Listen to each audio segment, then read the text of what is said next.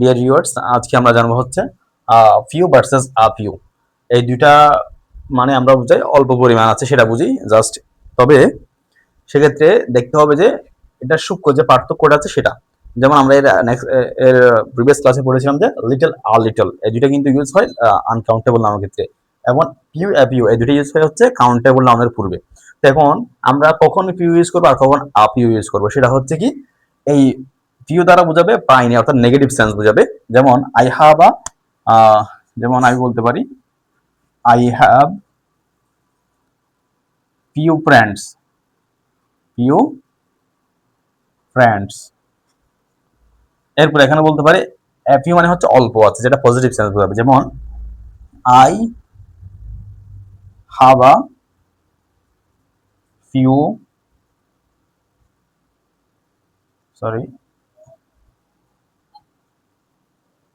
Friends. তাহলে এখানে যে জিনিসটা দেখতে পাচ্ছি আমরা ফ্রেন্ডস এর গণনা করা যায় অর্থাৎ কাউন্টেবল নাউন, এবং এর আগে কি বসছে পিউ এবং এখানে বসছে ফিউ। তাহলে কখন ফিউ এবং পিউ বসাবো, তাহলে পিউ বোঝাবো হচ্ছে প্রায় নেই, অর্থাৎ আই হ্যাভ পিউ ফ্রেন্ডস, আমার ফ্রেন্ড নেই বললেই চলে, অর্থাৎ নেগেটিভ সেন্সে বোঝাবে জিনিসটা। একেবারে স্বল্প পরিমাণে থাকতে পারে, নাই নাও থাকতে পারে এটা।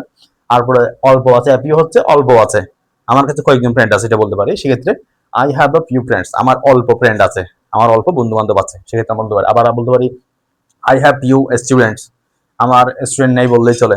I have a few students, আমার অল্প পরিমাণে স্টুডেন্ট আছে। সেক্ষেত্রে আমরা ইউজ করবো কি পিউ এবং এপিউ প্রায় নেই বা নেগেটিভ সেন্সে, পজিটিভ সেন্সে অল্প আছে বা কিছু পরিমাণ আছে, পজিটিভ সেন্সে বুঝাবো আমরা এপিউ। সেক্ষেত্রে বসবো কার আগে, কাউন্টেবল নাউনেরা পূর্বে।